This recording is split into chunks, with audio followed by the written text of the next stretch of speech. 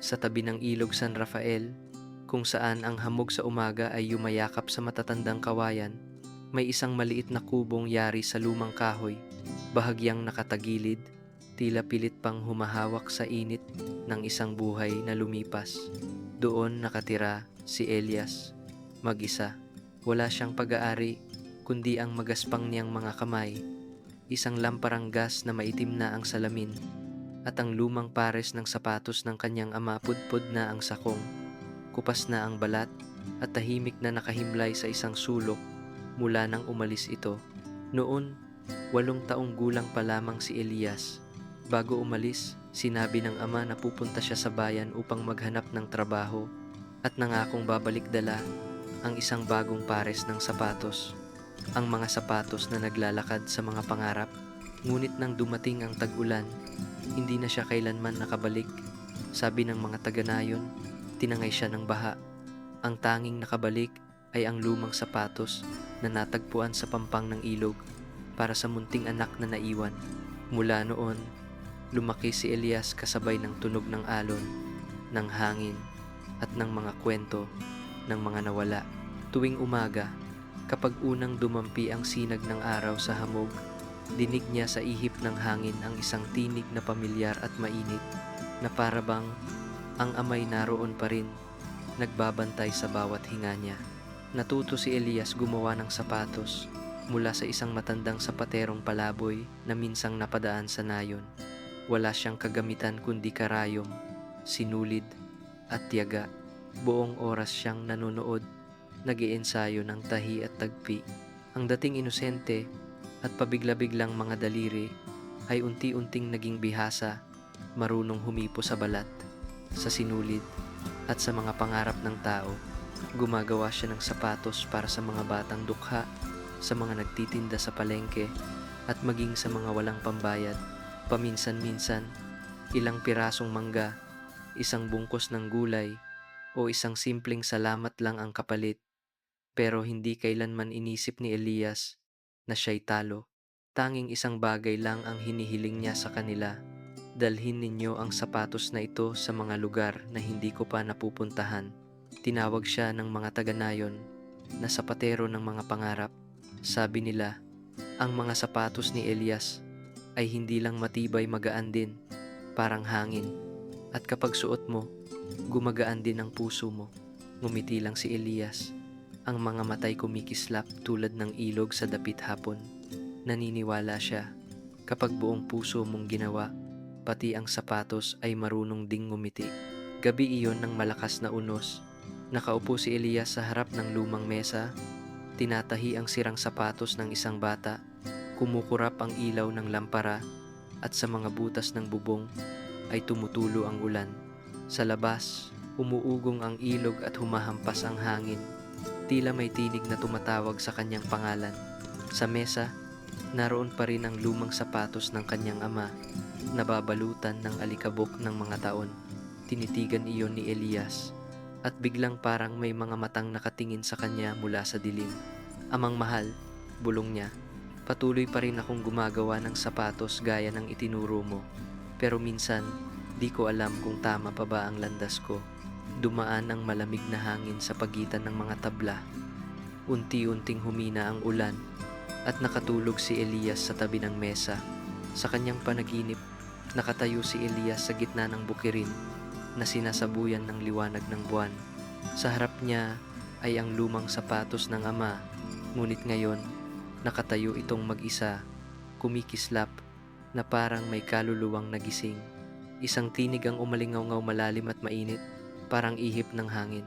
Elias, patuloy ka pa ring tumatahi ng mga sapatos, hindi ba? Lumingon siya. Walang tao, tanging hangin, at ang bahagyang paggalaw ng sapatos. Amang mahal, ikaw ba iyan? Oo anak, sinusundan pa rin kita sa bawat tahi, sa bawat sinulid. Lumuhod si Elias, luhaang nakatingin. Miss na miss kita ama, hindi pa rin ako sapat upang gumawa ng pinakamagandang sapatos. Hindi kailangang maging pinakamaganda, Elias, sagot ng tinig, may halong ngiti. Basta't gawin mo ng may puso, maririnig at maiintindihan ng sapatos mo ang mga panalangin, at sila ang gagabay sa'yo. Kumikinang na ang sapatos. Nawala ang mga gasgas. Lumiwanag ang balat nito sa ilalim ng buwan. May mga hakbang pa akong di natapos. Muling wika ng ama. Ituloy mo anak. Maglakad ka para sa akin. Nagising si Elias. Nakadikit pa rin ang liwanag ng lampara. Ngunit tila nag-iba ang paligid. Dumadaloy ang hangin sa kurtina. Pinatutunog ang mga kampanilya sa himig na narinig niya sa panaginip. Tumingin siya sa mesa. Ang lumang sapatos ng ama ay kumikislap. Tulad ng mga alitaptap, dahan-dahan niya itong hinawakan mainit, parang may pintig ng puso. At sa sandaling iyon, isang mahinang tinig ang bumulong. Tanging siya lamang ang nakarinig. Salamat anak, sa pagtahi mo ng aking panaginip. Napaluhod si Elias. Luha ang nakangiti. Hindi niya alam kung gising ba siya o nananaginip. Pero isang bagay ang malinaw, naroon pa rin ang kanyang ama. Sa hangin, sa sapatos, at sa kanyang sariling mga kamay. Amang mahal, naiintindihan ko na, mahinang sabi niya. Ipinanganak ako upang tahiin muli ang mga bagay na naputol. Dumating ang umaga, nakasingdahan ng hinga. Sumayaw ang unang sinag ng araw sa lumang sapatos. Lumilikha ng mainit na liwanag sa loob ng silid.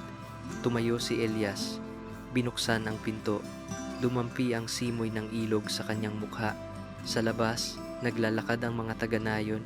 Ang ilan ay nakapaa sa basang daan. Ngumiti si Elias at isinabit sa harap ng kanyang kubo ang lumang karatula. Sa paterong ng mga pangarap, Elias. At sa loob ng kanyang dibdib, narinig niya ang tinig ng ama, dala ng hangin. Magpatuloy ka sa paglakad anak ko. Tahimik siyang tumango. Nang bumalik siya sa mesa, hindi niya napansin kumikislap ng bahagya ang kanyang mga kamay. Tila nagiiwan ng bakas ng mahika mula sa kanyang panaginip. Ang mahiwagang liwanag na iyon ay muling tatahi sa daan-daang kaluluwa at pati sa puso ni Elias mismo. Sinasabi nila, kung saan may tunog ng umaagos na tubig, hindi kailanman natutulog ang kaluluwa. At kung saan naroon si Elias, natutong huminga maging ang mga lumang sapatos. Ang liwanag ng umagang iyon ay dumaan sa kupas na kurtina, tumama sa lumang pares ng sapatos na kumikislap sa sulok ng mesa. Marahang hinaplos ni Elias, dama pa rin ang init, tila hindi pa tuluyang naglaho ang panaginip kagabi. Sa labas, dumausdos ang hangin sa bubong na pawid, dala ang isang tinig na matagal nang nakabaon sa alaala. Magpatuloy kang lumakad anak. At alam ni Elias panahon na upang magsimula. Sa pampang ng ilog San Rafael, binuksan ni Elias ang kanyang tindahan ng sapatos. Walang makulay na karatula, tanging isang simpleng kahoy na may nakaukit na mga salitang medyo pahilig ngunit maayos. Ang maliit na tindahan ay nakasandal sa tabi ng ilog. Ang bubong na pawid ay tila handang mahulog sa yakap ng tubig. Sa loob, bukod sa lumang mesa at upuan, ay may karayom, sinulid, ilang pirasong balat, at isang ilaw na langis. Ngunit dumarating ang mga tao hindi dahil sa itsura, kundi dahil sa tiwala. Naniniwala ang mga taga-nayon na ang mga sapatos na ginagawa ni Elias ay hindi lang para lakaran, kundi para magkwento. Sa unang araw, pumasok ang isang matandang magsasaka, may dalang sirang tsinelas. Hindi kailangang bago, aniya. Basta matibay para makapunta ako sa bukid bukas.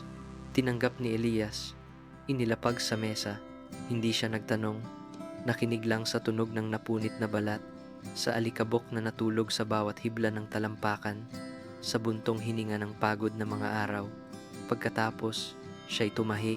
Bawat tusok ng karayom ay parang tanong, saan ka na nakarating? Ilang ulan at araw na ang dinaanan mo? At mula sa katahimikan, may tinig na sumagot mahina, parang hangin sa ibabaw ng ilog. Marami na kaming daang tinahak, ngunit hindi pa kami humihinto. Pag-uwi ng magsasaka, huminto siya sa pintuan, nagulat na ngumiti. Aba, parang may humahawak sa paa ko, ang lambot lakaran. Ngumiti lang si Elias. Alam niya, nagsimulang kumalat ang munting himala mula sa karayom at sinulid patungo sa mga paa ng iba. Araw-araw, Dumarating ang mga tao sa tindahan, hindi lang dahil kailangan nila ng bagong sapatos, kundi dahil sa tahimik na kapayapaan sa loob nito. Isang batang guro ang nagdala ng sirang sapatos. Sabi niya, pagod na siya sa mahabang paglalakad papunta sa paaralan. Tinahi ni Elias at mahina niyang sinabi, "Huwag mong kalimutan, marunong ding magmahal ang sapatos sa daang nilalakaran nito." Napangiti ang guro. Pag-alis niya, mas maliwanag pa ang ngiti kaysa sa hapon, at nakita ni Elias, bahagyang kumikislap ang sapatos. Liwanag na siya lang ang nakakakita.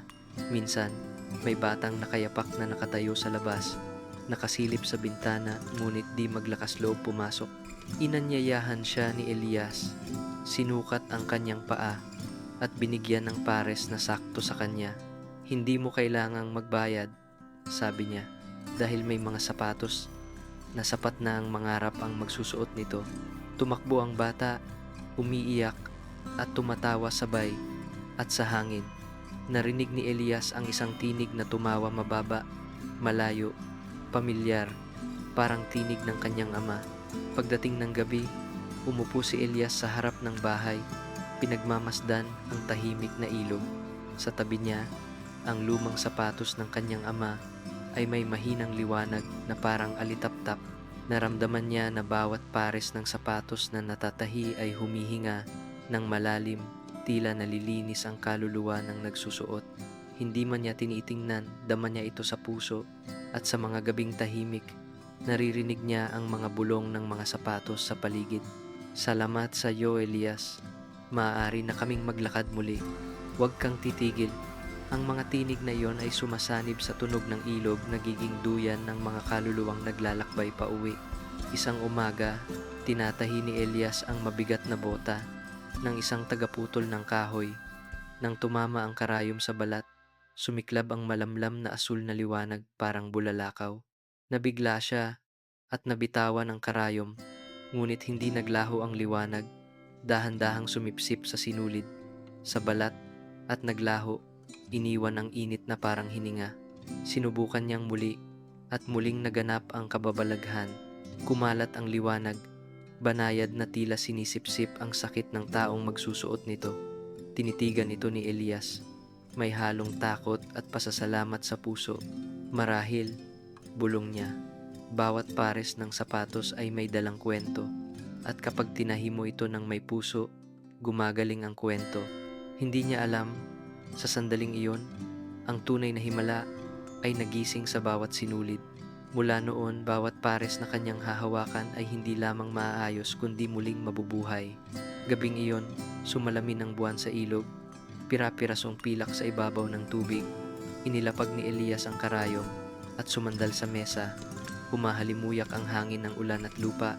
Sa gitna ng ulap at hamog, lumitaw ang isang anino, dahan-dahang naglalakad, may dalang sirang sapatos, basang-basa sa putik at panahon. Bahagyang tumingala si Elias. Kumislap ang ilaw ng lampara, tumama sa mukha ng dumating, at sa sandaling iyon, naramdaman ni Elias na magbabago na ang takbo ng kanyang buhay. May mga taong pumupunta sa paggawaan ni Elias, hindi para bumili ng sapatos, kundi para hanapin ang mga yapak na matagal nang nawala sa kanilang buhay.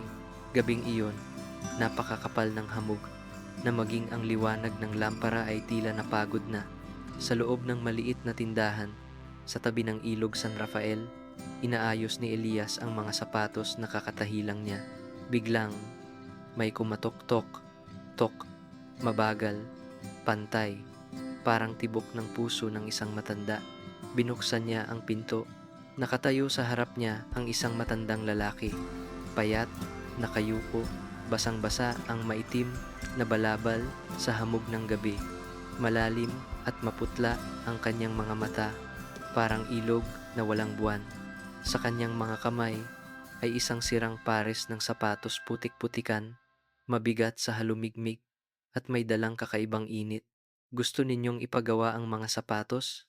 Mahinang tanong ni Elias. Tumango ang matanda, inilapag ang sapatos sa mesa. Paos ang boses niya, halos parang buntong hininga. "Humihinga yan." Napatigil si Elias. Tiningnan niya At totoo nga, bahagyang kumikilos ang lumang sapatos, marahang pumipintig, na para bang may kaluluwang natutulog sa loob ng balat nito. Hinatak ni Elias ang upuan, pinailaw ang lampara, at nagsimulang magtahi. Ang kumikislap na apoy ay nagbuhos ng dalawang anino sa dingding, isa matanda, isa bata, parehong nakayuko sa paggawaan ng sapatos. Sa unang tusok ng karayom sa basag na balat, may marahang tunog na lumabas, hindi mula sa bibig ng tao, kundi mula sa mismong sapatos. Ang lamig, matagal na akong hindi nakauwi. Nanginig si Elias. Pumikit ang matanda, nanginginig ang boses. Naririnig mo na, ano, mabuti. Hindi sinulid ang kailangan yan kundi mga alaala. Patuloy na tumahi si Elias. Nanginginig ang kamay. Sa bawat tusok ng karayom, may mga larawang lumilitaw sa isip niya.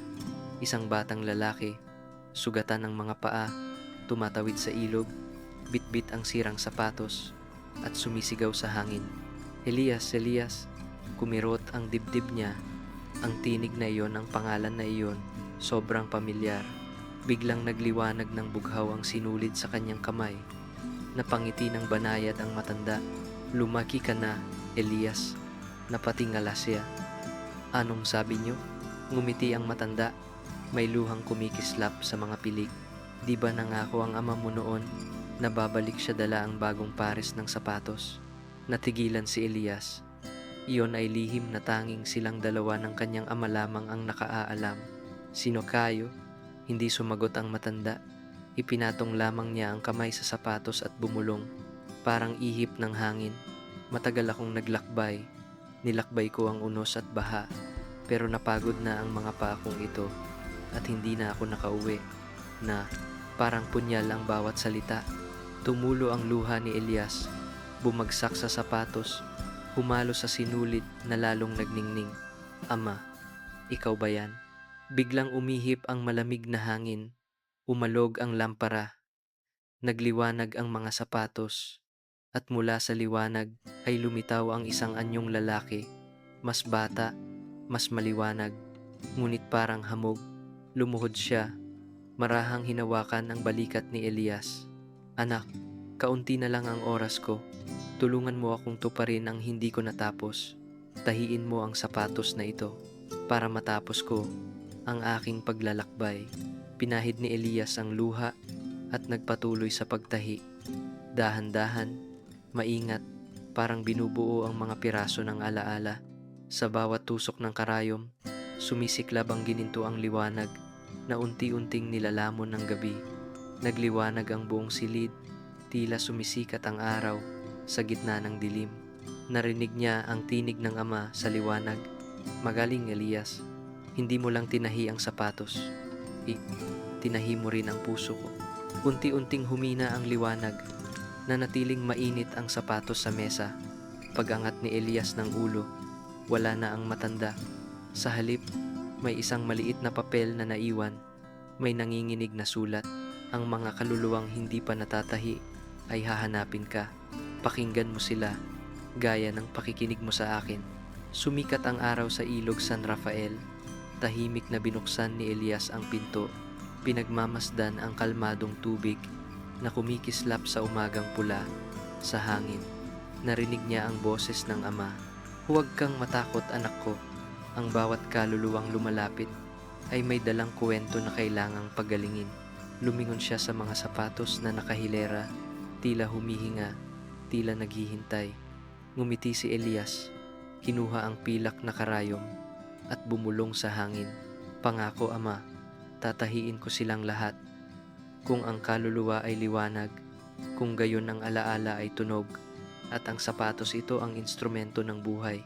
Kinabukasan, matapos maglaho ang matandang lalaki, naririnig pa rin ni Elias ang tinig ng kanyang ama sa hangin. Ang maliit na tindahan ng sapatos sa pampang ng San Rafael ay tila nagbago. Mas tahimik ang paligid, ngunit parang mas buhay na, para bang bawat pares ng sapatos ay nakikinig, naghihintay. Binuksan ni Elias ang pinto. Pumasok ang hangin ng ilog na may dalang malamig na halumigmig. Ipinatong niya ang kamay sa lumang mesa, kung saan kagabi kumislap ang sapatos ng kanyang ama at mahina niyang bulong sa sarili. Kung bawat sapatos ay may kaluluwa, marahil meron din silang sariling tinig. Hapon iyon, habang ang araw ay dumudulas sa bubong na pawid, may isang batang babae na nakatayo sa harap ng tindahan. Payat siya, mahabang buhok, nakapikit ang mga mata bulag, ngunit payapa ang mukha. Sa kanyang mga kamay ay isang lumang pares ng sapatos, kupas na ang kulay at mahigpit na yakap na parang yaman. Sabi nila, marunong daw magsalita ang mga sapatos na inayos mo. Totoo ba yon? Tanong ng bata. Ngumiti si Elias. Hindi ako sigurado, pero nakapagsasalita ang mga sapatos kung may marunong makinig. Tumango ang bata, lumitaw ang isang ngiti, banayad na parang sinag ng araw. Pakinggan mo po sila para sa akin. Sa nanay ko ito. Yumuko si Elias. Ang mga sapatos ay maliit, kupas na, at may bahid pa ng alikabok sa dulo. Inilapag niya sa mesa, sinindihan ng lampara, at marahang nagtanong, "Anong pangalan mo?" "Amara." "Sige Amara, pumikit ka, makinig tayo ng sabay." Hinawakan ni Elias ang karayom at sinimulang tahiin. Sa unang tusok ng sinulid sa lumang balat, may marahang tunog na umalingaw-ngaw. Hindi ito galing sa labas, kundi sa loob niya. Isang awitin ng duyan malambing gaya ng hangin sa dahon, mainit tulad ng yakap ng isang ina. Kasunod nito, ang malutong na tawa, malinaw, na parang tubig na humahalik sa bato. At sa huli, maririnig ang mga yapak mabagal, may dalawang hininga, ng ina at ng anak. "Nay, intayin mo po ako. Bilisan mo Amara, uulan na." Napatigil si Elias. Pumatak ang luha niya. Hindi niya alam kung bakit. Kumikinang ang sinulid sa kamay niya, kulay ginto, parang huling liwanag ng araw. Bahagyang tumagilid si Amara. Nanginginig ang mga talukap ng kanyang mata. "Naririnig niyo po ba? Kumakanta si Mama, di ba?" Nilunok ni Elias ang luha. Ang boses niya'y garalgal. "Oo." Patuloy pa rin siyang kumakanta. Hindi siya kailanman lumisa na Mara. Sa huling tahi, bahagyang umuga ang sapatos at tumugtog ang isang awitin. Walang salita, tanging mga tinig ng tawa, hakbang, ulan, at hangin nagtagpo sa iisang himig. Parang buong buhay ng isang ina na hinabi sa balat. Lumaganap ang banayad na liwanag sa silid at dahan-dahang naglaho. Hinaplos ni Amara ang sapatos at mahina siyang ngumiti. "Narinig ko na," sabi ni Mama. "Wag na raw akong umiyak." Tumango si Elias. Jumuko si Amara. Saka lumabas. Sa bawat hakbang niya, kumakalansing ng mahina ang sapatos. Bawat tunog ay naging nota, humahalo sa alon ng San Rafael. Gabing iyon, hindi natulog si Elias. Umupo siya sa mesa, binuksan ang lumang kwaderno na may takip na balat at sa sulok ay nakaukit ang letrang E. Isinulat niya ang unang linya, ang sapatos ni Amara, kantablag. 1. Ang awit ng inang pumanaw. Mula noon, tuwing tatahi siya ng sapatos, isinusulat ni Elias ang mga tunog na naririnig niya: tawa, iyak, pagsisisi, at pag-ibig. Tinawag niya itong aklat ng mga sapatos na nagsasalita. Bawat pahina ay isang alaala, isang kaluluwang muling pinagtatahi sa pagitan ng dalawang mundo. Pagkaraan ng maraming gabi, kumikislap pa rin ang ilaw ng lampara sa ibabaw ng ilog. Tahimik na nakikinig si Elias sa mga himig na lumalabas sa mga sapatos sa estante. Ang mga tunog ay naging isang kakaibang awit, malungkot, ngunit puno ng pag-asa. Tumingala siya, tinitigan ang kisame na sumasayaw sa liwanag, at nagtanong sa sarili, kung bawat tao ay isang awitin, kaya ko bang tahiin muli ang kanilang naputol na himig? Sumagot ang hangin ng ilog sa isang banayad na ugong, parang pagtango, at sa kalagitnaan ng awit ng gabing iyon, hindi na malayan ni Elias. Mula sa malayo, may isa pang pares ng sapatos na papalapit taglay ang tunog ng digmaan, at ang kaluluwang di pa natatahimik.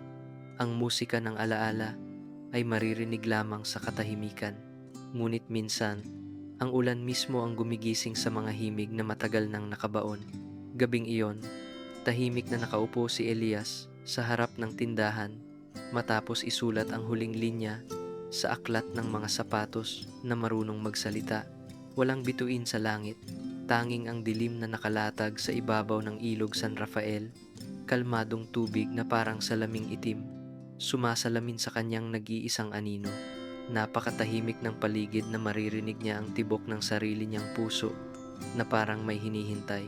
Pagdaka, nag-iba ang ihip ng hangin. Mula sa malayo, dahan-dahang lumapit ang maiitim na ulap, bitbit ang amoy ng basang lupa at ang mahinang dagundong ng kulog. Paparating na ang unang ulan ng panahon. Tumingin si Elias sa paligid ng tindahan, maayos na nakapila ang mga sapatos sa istante, tahimik na tila natutulog. Ngumiti siya at mahinang bumulong. Siguro ambon lang ito. Bukas, sisikat muli ang araw. Ngunit nagkamali siya. Humugong ang hangin sa bubong. Bumuhos ang ulan unay pira-piraso. Tapos biglang naging malakas. Tila pader ng tubig na bumabagsak mula sa langit. Pumasok ang tubig sa ilalim ng pintuan. Malamig at matalim. Agad niyang sinubukang isara ang harang. Ngunit tinangay ito ng hangin. Isang kidlat ang kumislap sa langit at sa mismong sandaling iyon, isang kakaibang tunog ang umalingaw-ngaw sa loob ng tindahan. Hindi iyon kulog, hindi rin patak ng ulan. Isang mababang ugong nagmumula sa mga sapatos na kumikislap ng malamlam na liwanag. Sumayaw sa mga dingding ang mga aninong tila hugis ng daan-daang tao. Napatigil si Elias, nanginginig. At sa kanya narinig ang mga tinig magkasabay, putol-putol, parang nagmumula sa kailaliman ng tubig. Elias, tulungan mo kami. Ang lamig, hinahaplos ng tubig ang aming mga alaala. Ang mga boses na iyon marupok, nanginginig, kalahating tao, kalahating hangin, parang mga kaluluwang naipit sa pagitan ng dalawang mundo. Umatras si Elias, mahigpit na hawak ang karayom. Malakas ang tibok ng puso niya. Sa gitna ng takot, isang tinig ang umalingaw-ngaw banayad, pamilyar, parang galing sa kanyang gunita. Makinig ka, kahit sa iyak ng ulan. Tinig iyon ng kanyang ama. Lumuhod si Elias. Inilapat ang palad sa sahig na basa. Malamig, ngunit tila may buhay. Pumikit siya, nakinig hindi gamit ang tainga, kundi ang puso, bawat sapatos. Bawat sinag ng liwanag ay naglabas ng sariling himig, mga kwentong hindi pa natatahi. Isang magsasakang nawalan ng ani, ang tsinelas niyang goma, naghihintay pa rin ng aning hindi dumating. Isang gurong matanda, ang sirang sapatos hindi nakapagturo ng huling klase. Isang amang naghanap ng anak sa gubat, ang sapatos niyang punit ay dala pa rin ang di mapayapang kaluluwa. Lahat sila'y bumulong. Elias, tahiin mo kami bago kami tangayin ng tubig. Kinuha niya ang pilak na karayom, ang sinulid at ang piraso ng balat. Nagsimula siyang magtahi sa gitna ng tubig, ulan at takot. Sa bawat tusok, lalong lumiwanag ang liwanag. Sa bawat tahi, unti-unting tumitigil ang mga daing. Ang ulan sa labas ay hindi na marahas ngayon, ay umaawit na kasabay ni Elias. Isang awit ng mga alaala na tinatahi ng kamay ng tao. Nang matapos niya ang huling pares, biglang sumiklab ang maputing liwanag sa buong silid. Tumigil ang lahat ng tunog. Ang mga patak ng ulan ay tila nakabitin sa ere. Kumikislap na parang kristal. Sa likod ng tindahan, bumukas ang dingding, isang pintuang gawa sa liwanag. Mula roon, lumabas ang daan-daang anino. Bawat isa'y may dalang munting liwanag sa dibdib.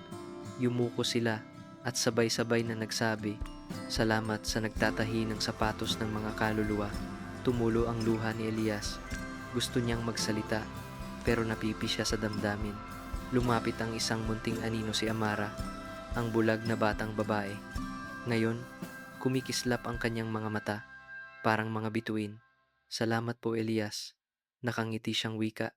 "Dahil sa inyo, narinig ng nanay ko ang tawa ko." Hinawakan niya ang kamay ni Elias at unti-unting naglaho sa liwanag, kasabay ng iba pa. Nagsara ang pintuan, naiwan ang banayad na init sa hangin. Tumigil ang ulan. Sa loob ng tindahan, unti-unting umurong ang tubig. Naiwan ang amoy ng basang kahoy at ang pilak na liwanag ng buwan sa sahig. Naupo si Elias sa gitna ng mga sapatos. Basang-basa ngunit magaan ang loob. Tahimik na ang mga sapatos, wala ng buntong hininga, wala ng pakiusap. Tahi na ang lahat, ang balat at pati ang mga kaluluwa. Binuksan niya ang aklat at isinulat ang bagong linya.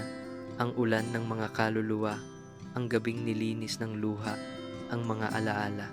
Unti-unting sumikat ang araw. Sa labas, kumikislap ang ilog sa kulay rosas ng bukang liwayway. Dahan-dahang naglalaho ang mga ulap. Itinaas ni Elias ang tingin, pagod ngunit payapa. Sa hangin, muling narinig niya ang boses ng kanyang ama, banayad, parang awit ng duyan. Natahi mo na ang mga unang kaluluwa, ngunit marami pang mga yapak ang maliligaw na darating. Ngumiti si Elias. Hihintayin ko sila, ama, sa karayom, sa sinulid at sa puso. At mula noon, nagsimula muli ang sapatero ng mga pangarap. Ang taong nagtatahi ng mga alaalang minsan ay hindi kailanman narinig. Ang tunog ay alingaw-ngaw ng kaluluwa at ang larawan ay mga alaala na ayaw pa ring maglaho. Umagang iyon, matapos ang ulan ng mga kaluluwa, ang tindahan ng sapatos sa tabi ng ilog San Rafael ay naliligo sa sinag ng araw. Unti-unting natuyo ang mga sapatos. Ang kakaibang liwanag sa mga ito ay tuluyang naglaho at tanging ang amoy ng balat at tubig ilog ang naiwan, humahalo sa lumang kahoy ng sahig. Tahimik ang buong silid, parang walang anumang tunog ang nangyari kagabi. Tanging bakas ng tubig sa sahig at malamig na hangin ang naiwan. Tahimik na nagwalis si Elias. Pinulot niya ang mga basag na kahoy, ang mga sinulid na nasunog ng kidlat, at bahagyang nanginig ang kamay tuwing hahaplos sa mga labi ng mahika. Sa gitna ng abo, may kumislap, maliit, manipis, at malamig na parang karayom ng hangin. Isang karayom na pilak. Hindi ito tulad ng mga lumang karayom na gamit niya. Sa katawan nito, may nakaukit na maliliit na titik, halos hindi na mabasa ng panahon. Ang sinulid ng dalawang mundo. So ichi ko hait hizoy, napatigil si Elias. Pagdampi pa lang ng daliri niya, isang lamig ang gumapang sa kanyang likod. Walang hangin, ngunit tila may humihinga sa likod niya. At sa gitna ng liwanag ng umaga, unti-unting gumapang ang ulap mula sa ilog. Pinupuno ang buong silid na parang tubig na umaapaw. Mula sa hamog, unti-unting lumitaw ang isang matandang lalaki. Payat, balabal na kupas, at mukha na parang hinabi ng ulap. Ang boses niya'y mabigat, malalim, parang agos ng ilog sa tag-ulan. Magaling, Elias. Ang ulan kagabi ay nagtagpi ng maraming kaluluwa. Yumuko si Elias. Nanginginig ang tinig. Sino po kayo? At saan galing ang karayom na ito? Ngumiti ang matanda, isang ngiting walang hininga. Mula sa mga kaluluwang nailigtas mo, ibinigay nila ito para maitahi mo ang mga alaalang hindi natapos. Ngunit tandaan, Elias, bawat tahi ng pilak ay nagdurugtong ng dalawang mundo, at bawat tahi ay unti-unting kumukuha ng iyong kaluluwa. Biglang bumigat ang hangin. Hinawakan ni Elias ang karayom at tumibok ng mabigat ang puso niya. Kalahati ng loob niya ay takot, kalahati na may naglalagablab na pagnanais na maunawaan na maabot ang kabilang daigdig. Kung hindi ko ito gagamitin, anong mangyayari sa mga kaluluwang naiwan? Mananatili silang ligaw sa sarili nilang alaala. Ngunit kung sobra mong gagamitin, ikaw mismo ang magiging tulay at wala ng daan pabalik. Umihip ang malamig na hangin. Unti-unting naglaho ang matanda sa ulap. Iniwan ang malamig na liwanag sa mga daliri ni Elias. Patuloy na kuminang ang karayom, parang sumisimsim ng hininga ng mga kaluluwang dumaan. Pagsapit ng gabi, inilapag ni Elias sa mesa ang isang lumang pares ng sapatos walang may-ari, inanod ng ulan, sa tapat ng kanyang tindahan. Basag ang balat, punit ang tali, halos maghiwalay ang talampakan. Ipinadaan niya ang puting sinulid, maingat, na parang nagsasagawa ng isang bawal na ritual. Paglusot ng karayom sa balat, biglang kumislap ang liwanag, hindi lamang tunog kundi mga larawan. Sa harap ni Elias, Umikot ang puting usok, naging imahe ng isang babae na tumatakbo sa palayan, yakap ang isang sanggol. May tawanan, may yabag at biglang, putok ng baril. Bumagsak ang babae, lumipad ang sapatos, nabahira ng putik, napasigaw si Elias, nabitawan ang karayom, naglaho ang tanawin na parang panaginip. Humihingal siya, pawis lamig ang bumalot sa kanyang likod. Nakita ko ba ang isang alaala? Sinubukan niyang muli, mas dahan-dahan, nakapikit. Ang liwanag ay lumambot at muling lumitaw ang larawan ng babae. Nakangiti, hawak kamay ang anak, bago tuluyang naglaho sa ulap. Nang matapos siya, isinulat ni Elias sa kanyang tala. Ang karayom na pilak nagbibigay ng tanaw sa mga alaala ng namatay. Bawat tahi, isang kaluluwang lumilitaw. Tinawag niya itong ang karayom ng mga alaala, karayom ng kaalalaan. Mula noon, nagbago ang tindahan sa tabi ng ilog. Tuwing hahawakan ni Elias ang pilak na karayom, numinipis ang harang ng dalawang mundo. Sa dapit hapon, nakikita niyang may mga aninong nakatayo sa labas, naghihintay ng kanilang sapatos. May mga sundalong nasawi, may mga batang ligaw, may mga kaluluwang walang pangalan. At minsan, kapag tumitingin siya sa salamin, nakikita niya sa likod ang mga aninong hindi kabilang sa mundong ito. Isang gabi, dumating muli ang matanda sa kanyang panaginip. Elias, sabi nito, nagsimula ka ng makakita, ngunit tandaan, hindi lahat ng alaala ay dapat tahiin. May mga nilikhang mula sa puot. Mahinang tanong ni Elias, "Et kung tatanggihan ko, hahanapin ka nila hanggang maitahi mo sila." Tinalikuran siya ng matanda at bago tuluyang naglaho sa ulap, iniwan ang isang bulong na parang hangin na kumakaluskos sa kanyang isipan. Binubuksan mo ang pintuang kahit ako'y di naglakas loob na hawakan. Nagising si Elias, malakas ang tibok ng puso. Sa mesa, patuloy na kumikislap ang karayom, napilak mahina, ngunit malinaw, sumasalamin sa salamin sa harap niya, at sa salaming iyon, may isang anino sa likod niya, ngunit paglingon niya, wala ng tao. Kinabukasan, bumukas ang pinto ng tindahan. Isang babae ang nakatayo sa labas, nakaitim, maputla, at may hawak na sapatos na walang pangalan. Ang kakaiba, hindi nagiiwan ng bakas sa basang lupa ang kanyang mga paa. Ngumiti siya, paos ang tinig. Nabalitaan kung kaya mong tahiin pati ang mga alaala. Kaya mo bang tahiin muli ang huling sandali ko? Mahigpit na hinawakan ni Elias ang karayom na pilak. Sa labas, umihip ang malakas na hangin. Nagkalat ng hamog mula sa ilog, at sa kanyang kamay, bahagyang nanginig ang karayom. Parang isang alaala na matagal nang naghihintay na maitahi muli. Ang hamog ay bumabalot ng makapal sa ilog San Rafael, nawari sa lamin na nababalutan ng alikabok. Binuksan ni Elias ang pintuan ng kanyang pagawaan. Sumalubong ang malamig na hangin na may dalang amoy ng gabing hindi pa tuluyang naglaho. Sa may pintuan, nakahiga ang isang maliit na kahong kahoy na itim, basang-basa ng hamog. Walang nagdala, walang bakas ng paa, tanging isang pirasong papel ang nakasipit sa ilalim ng takip. Tahiin mo ako kung may tapang kang harapin ang kadiliman. Sa loob, may pares ng itim na sapatos, luma na ang balat. Ngunit ang kakatwa, hindi ito nagbabalik ng liwanag. Ibinaba ni Elias sa sahig, walang aninong sumunod. Yumuko siya, marahang hinaplos, malamig. Tumigil ang tibok ng kanyang puso na para bang may di nakikitang kamay na humahawak dito. Kanino ito? Bulong ni Elias. Walang tugon, tanging ang karayom na pilak sa mesa, ang bahagyang nanginig, tila nagbababala. Gabi na, ang pagawaan ay nalulunod sa kumikislap na ilaw ng lampara.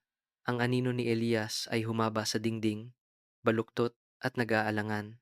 Sa harap niya, nakahiga pa rin ang pares ng itim na sapatos, walang galaw. Huminga siya ng malalim, ipinasok ang puting sinulid sa karayom. Tumagos ang unang tusok sa balat, ngunit walang tunog, walang kaluskos, walang daing gaya ng dati. Tanging ang mabigat na katahimikan, malapot gaya ng abo.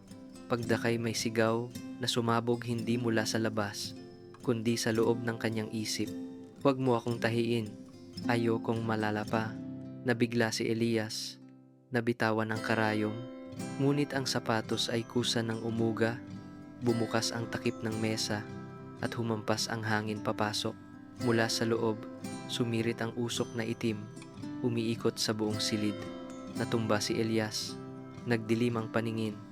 Ang karayom na pilak ay gumulong, nagbigay ng huling kislap. Pagmulat niya, nakatayo siya sa isang walang hanggang kalawakan itim, walang hanggan, walang tunog. Ang amoy ng kalawang at nasusunog na bakal ang tanging kasama. Mula sa malayo, may boses na basag, gaya ng taong sinunog ng sariling alaala. Ako ang nagsunog sa sarili kong nayon. Pumatay ako para mabuhay, at nabuhay ng ayaw ng alalahanin. Sa harap ni Elias, sumulpot ang imahe ng isang lalaking nasa gitna ng apoy. Ang itim na sapatos sa kanyang mga paa ay nagbubuga ng usok. Bawat hakbang ay sinusunog ang lupa. Ang liwanag ng apoy ay tumatama sa kanyang mga mata, ngunit wala siyang anino. Te, sino ka?" tanong ni Elias. "Ako ang alaala na hindi mo dapat tahiin." Umikot ang hangin ng kadiliman. Ang apoy ay lumaganap, nilalamon ang lahat. Ngunit hinugot ni Elias ang karayom na pilak mula sa kanyang dibdib. Kumikinang itong parang sinulid ng liwanag sa gitna ng dilim. "Hindi ako nagtatahi para magpatawad," sabi niya, nanginginig ngunit matatag. "Nagtatahi ako para ang tao ay makalala, sapagkat ang paglimot ang tunay na trahedya." Itinusok niya ang karayom sa lupa. Mula roon, sumiklab ang liwanag, at ang dilim ay napunit sa libu-libong alaala na lumilipad gaya ng mga alitaptap. Ang lalaki ay napasigaw hanggang sa tuluyang naglaho sa liwanag, naiwan ang isang tinig. "Kung tatapalan mo ang kadiliman, dadalhin mo ito sa iyong puso." Nagising si Elias, basang-basa ng pawis ang kanyang likod, patay na ang lampara. Ang pares ng itim na sapatos ay naroon pa rin tahimik, parang walang nangyari. Sa saig, may bakasungga-sunggapa. Ang karayom na pilak ay nakahiga sa tabi, wala nang ningning, tila napagod din sa panaginip. Tahimik siyang naupo, at sa nanginginig na kamay ay nagsulat sa kanyang talaan. Hindi lahat ng alaala ay dapat gisingin. May mga bagay na kailangang hayaang manahimik, sapagkat ang pagtatahi sa kadiliman ay ang pagtatahi rin sa sariling kaluluwa. Kinabukasan, sinag ng araw ang pumasok sa bintana, tumama sa pares ng itim na sapatos. Hindi na ito malamig ni kumikislap, tahimik lang gaya ng pahingang nota sa himig ng buhay ni Elias. Mahina niyang bulong sa karayom na pilak, "Tahiin lamang kung ang kaluluwa ay handang marinig. Ang mga hindi pa handa, hayaang silang matulog." Sa labas, muling umagos ang ilog San Rafael, kumikislap sa araw na tila sinulid na pilak na nagdudugtong sa dalawang mundo. At sa munting pagawaan sa tabi ng pampang, tahimik na nagpatuloy si Elias sa kanyang trabaho. Nanginginig pa ang kanyang mga kamay, ngunit ang puso niya matatag na, sapagkat ang mananahi ng mga panaginip ay hindi lamang nagdurugtong ng mga kaluluwa, kundi marunong ding huminto sa harap ng sakit. Gabing iyon, kakaibang tahimik ang ilog San Rafael. Walang huni ng kuliglig, walang simoy ng hangin, tanging may tunog marahang, tuyong-tuyo, nagmumula sa sulok ng silid, kung saan nakapatong pa rin ang lumang sapatos ng ama ni Elias, natatakpan ng alikabok ng panahon. Nagising si Elias. Ang liwanag ng lamparang langis ay kumikislap sa pader, madilaw at nanginginig. Kitang-kita niya ang hiblang pumuputol sa dulo ng sapatos ng ama, parang bitak na bumukas sa loob ng alaala. Lumapit siya, nanginginig ang kamay, at hinaplos iyon. Magaspang ang balat ng sapatos, ngunit mainit-mainit na parang may dugong dumadaloy sa loob. "Papa," mahina niyang tawag, kalahating takot na masira ang panaginip, kalahating umaasang may hiwagang tutugon. At saka, dahan-dahan, mula sa loob ng sapatos, lumabas ang isang tinig malalim, mainit, at malayo. Ang tinig na akala ni Elias ay nawala na, magpakailanman. Elias, anak ko, umikot ang paligid, naglaho ang paggawaan ng sapatos, at siya'y nasa gitna ng gintong bukirin kung saan siya minsang tumakbo bilang bata. Sa malayo, may payat na lalaking naglalakad sa ilalim ng dapit hapon, suot ang lumang sapatos na kayumanggi, bahagyang lumilingon sa kaliwa. Ang lakad nito, ang mismong lakad ng kanyang ama noong umalis siya sa baryo. Gusto ni Elias tumakbo, ngunit tila nakatanikala ang kanyang mga paa. Papa, nandito ako. Huminto ang lalaki, ngunit hindi lumingon. Umiihip ang hangin sa bukirin, dala ang paos at pagod na tinig. Kailangan kong umalis, Elias. Kailangan ng bigas ng baryo, at kailangan mo ng gatas. Babalik ako bago magsimula ang tag-ulan. Pero hindi ka na bumalik, sigaw ni Elias. Tumama ang hangin sa bukirin, dala ang amoy ng usok at abo parang iyak ng mga taon. Nabasag ang tanawin sa harap niya, tulad ng salaming nabitawan. Naiwan lamang ang lumang sapatos. Nakalatag sa lupa ang sapatos na iningatan ni Elias sa mahabang panahong paghihintay. Lumuhod siya, kinuha ang karayom na pilak, ang mismong bagay na binalaan siya ng matandang lalaking nasa ulap. Ang pagtatahi ng alaala ay pagtatahi ng kaluluwa. Kumislap ang karayom at sa refleksisyon nito nakita niya ang batang si Elias, tahimik na nag-aayos ng mga sirang tsinelas ng mga taga-baryo. Kung kaya kong tahiin para sa iba, bulong niya, kaya ko ring tahiin ang nakaraan ko, hindi ba? Nagsimula siyang manahi. Bawat tusok ng sinulid ay nagbabalik ng mga larawan ang ngiti, ang magaspang na mga kamay, ang tinig na pamilyar. Ngunit kasabay nito, may kirot sa dibdib, matamis, at mapait. Muling narinig ni Elias ang boses ng ama, banayad gaya ng hangin. Elias, mahusay kang anak, pero huwag kang manahi para humawak anak. Manahi ka para makalaya. Tumigil ang kamay ni Elias. Isang patak ng luha ang nahulog sa balat ng sapatos. Sumipsip ng liwanag ang luha. Nagliwanag ang sapatos banayad, parang hinga, mainit, tulad ng buwan sa unang gabi nito. Unti-unting luminaw ang paligid. Sa harap ni Elias, may nakaupong lalaki ang kanyang ama. Hindi na isang multo, kundi liwanag ng alaalang gumaling na. Umalis ako hindi para iwan ka, mahinahon niyang sabi. Umalis ako dahil alam kong kaya mong tumindig mag-isa, pero matagal akong nagalit sa'yo. Ngayon, naiintindihan mo na, hindi ba? Ang mahika ay hindi sa mga kamay mo, kundi sa pusong marunong makinig. Yumuko si Elias sa kawalan, sa lugar kung saan dapat naroon ang mga kamay ng ama. Nawala ang lahat ng tunog, tanging tibok ng puso ang naiwan. Tibok, tibok, tibok. Binalot sila ng liwanag. Pagmulat ni Elias, wala na ang lalaki. Sa mesa, nandoon pa rin ang lumang sapatos. Buo na ang tahi. Nagliliwanag ng banayad tulad ng liwanag ng buwan sa Marso. Kinabukasan, inilagay ni Elias ang sapatos sa pinakamataas na istante ng tindahan. Hindi para ipagbili, hindi rin para itago, kundi bilang paalala sa sarili. Walang sugat na walang saysay, basta marunong tayong makinig dito. Binuksan niya ang kuwaderno at isinulat ang huling linya ng kabanatang natapos niyang tahiin. Ang unang sapatos na nagsalita ay siya ring huling kailangan kong tahiin. Ngumiti si Elias, lumabas ng tindahan. Kumikinang ang ilog San Rafael sa araw.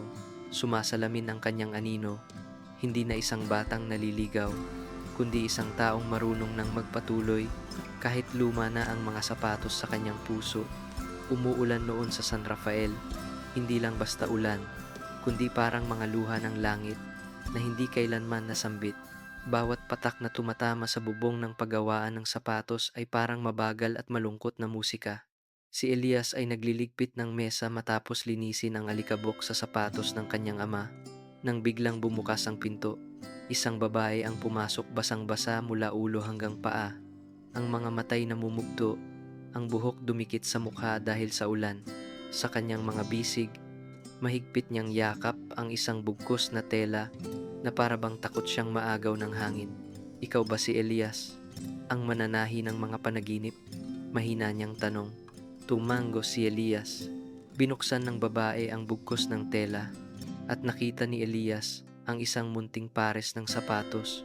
Bahagyang nasunog ang dulo, may halong abo. Ang amoy ng nasunog na balat at gatas ay naghalo, nagpapabigat sa hangin. Ang anak ko, hindi man lang niya ito nasuot, natigilan si Elias. Ang sapatos ay kasing liit lamang ng kanyang palad. Sa gilid nito, may maliit na burdang bulaklak na hindi pa natatapos. Sa sandaling iyon, humampas ang hangin mula sa labas at ang ilaw ng lampara ay kumurap parang umiiyak. Hinawakan ni Elias ang sapatos. May kakaibang init, parang may mahinang tibok pa ng buhay. Alam niyang may kapalit ang kanyang gagawin, ngunit alam din niyang may mga sugat na kailangang tahiin bago tuluyang maghilom. Ano ang gusto mong gawin ko? Hindi ko gustong ibalik siya, Elias.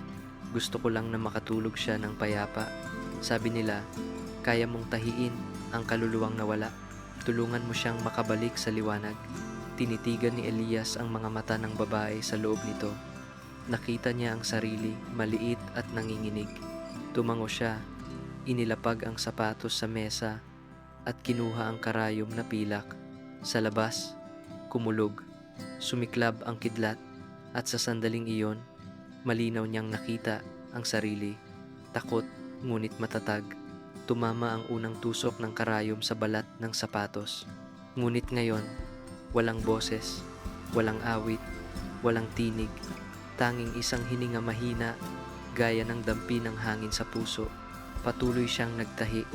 Bawat tusok ay nagliliwanag sandali, bago muling maglaho. Umiinit ang karayom, at dumugo ang kanyang mga kamay.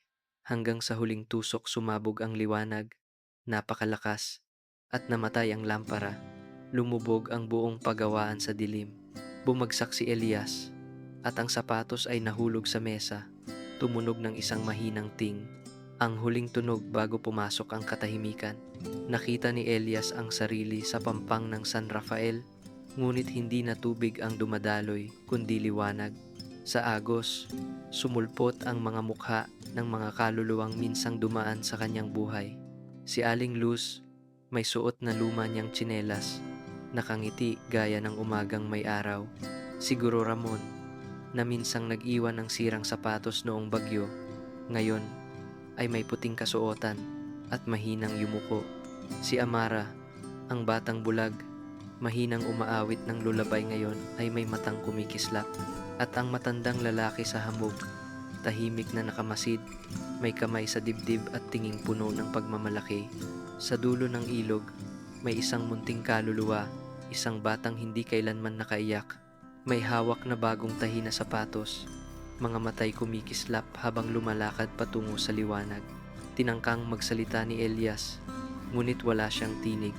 Inabot lamang niya ang tubig, at doon nakita ang refleksyon ng mukha ng kanyang ama. Natapos mo na, Elias. Natuto ka ng manahi gamit ang puso. Pagmulat ni Elias, sumisikat na ang araw, tapos na ang ulan.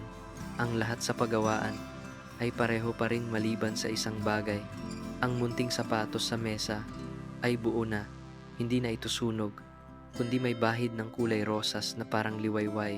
Ang babae ay nakaupo sa tabi, namumula ang mga mata. Mahinang sabi ni Elias, umalis na siya, at nakanggiti. Hinaplos ng babae ang sapatos, saka inilapat ang kamay sa dibdib ni Elias.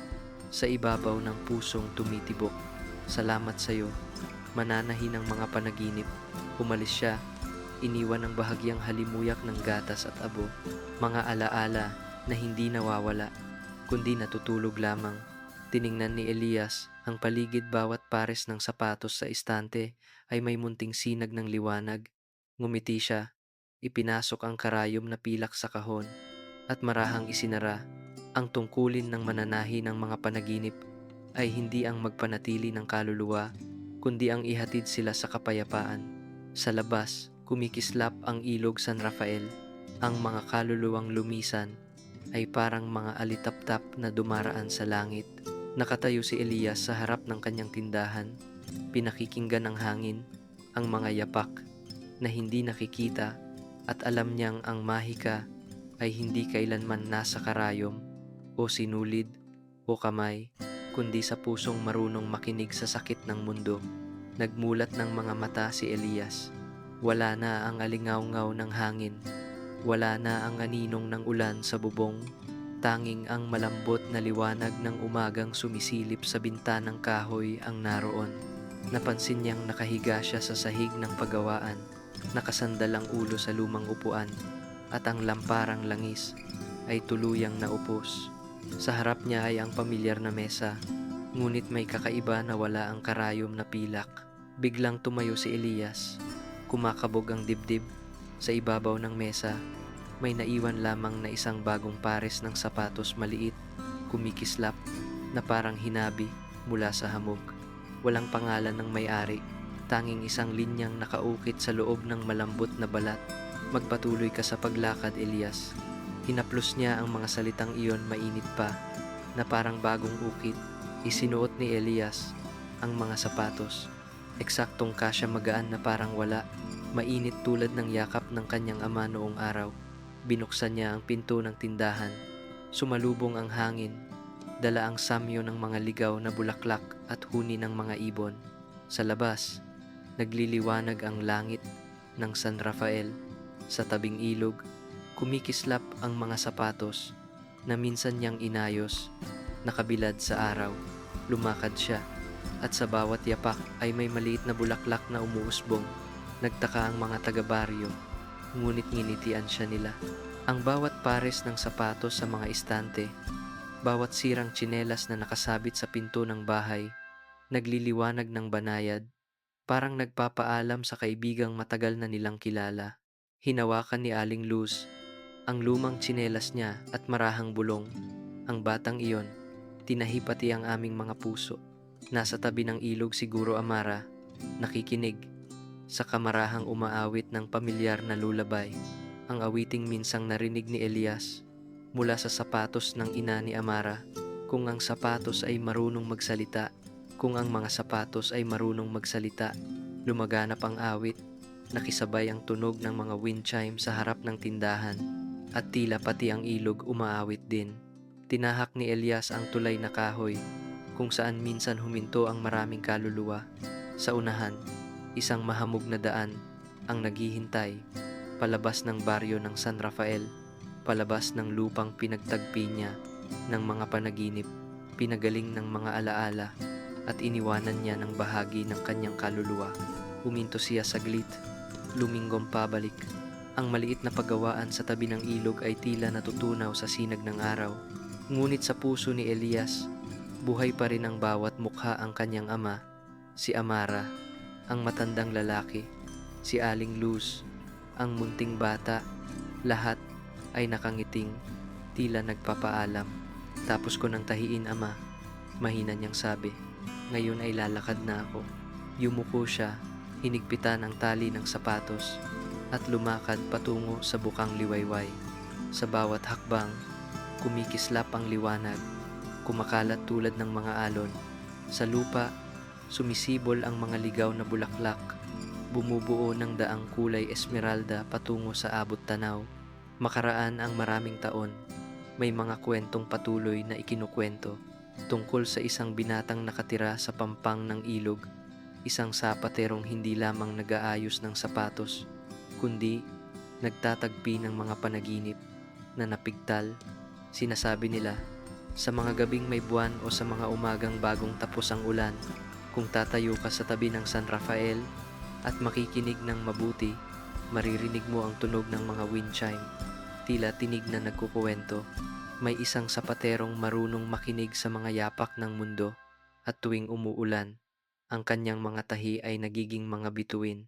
Ikinukwento ito ng matatanda sa mga bata, ang mga bata na may nagkukuwento sa isa't isa tuwing gabi.